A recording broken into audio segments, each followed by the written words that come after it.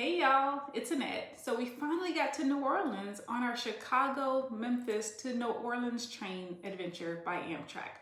So we had a plan for the first night, changed it almost immediately, and honestly, that is when the trip got good. So this New Orleans stop felt a little different for me. It was not one of those trips where everything went exactly how we planned it. And I think that is actually why I enjoyed it. Because sometimes the best travel moments are not the polished ones. They're the moments where you realize, this is not really my vibe.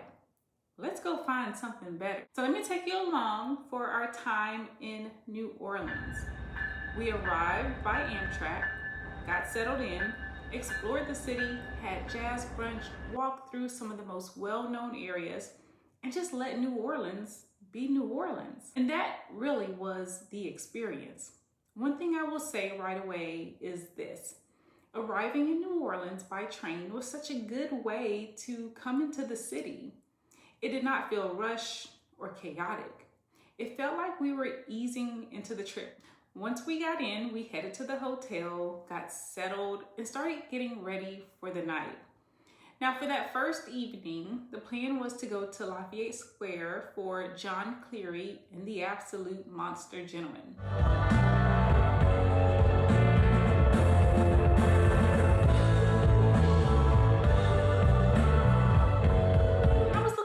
To it because live music just feels right for New Orleans.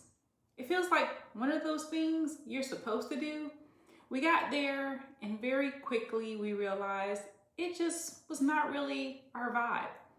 And I think that is important to say because every part of a trip does not have to be amazing just because it's on the itinerary. So we had to make adjustments along the way. So instead of forcing it, we left. And honestly, that turned out to be the right move because from there, we headed to Bourbon Street.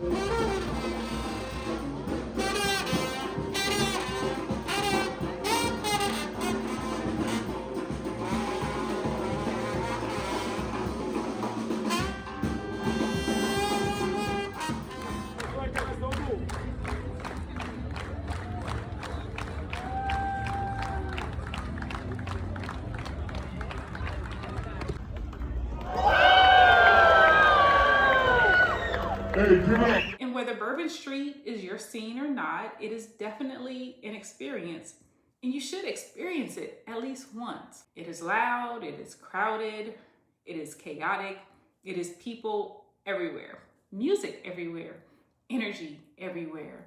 And it is one of those places where you can tell within seconds whether you love it, hate it, or just want to say you saw it for yourself. For me, it was less about saying this is my kind of place and more about saying, okay, this is definitely Bourbon Street. And it was definitely Bourbon Street, y'all.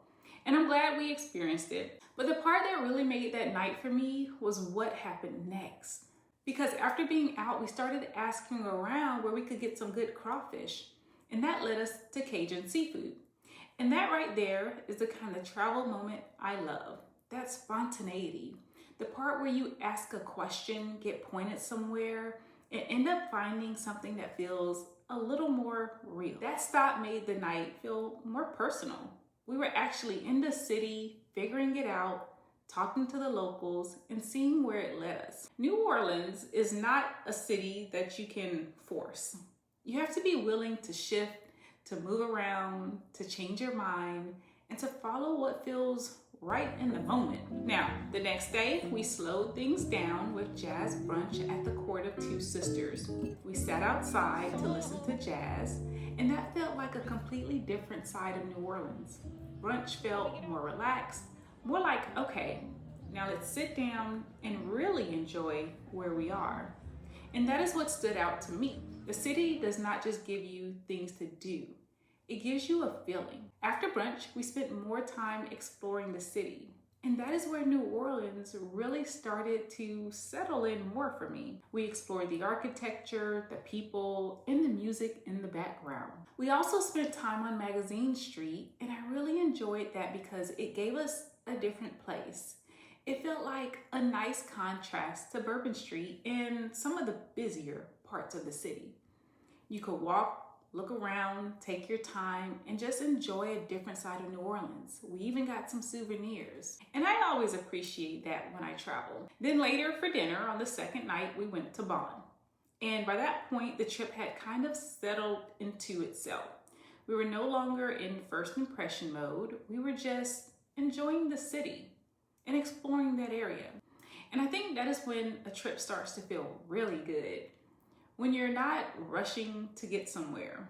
When you're not trying to make every moment feel huge. When you're just in it.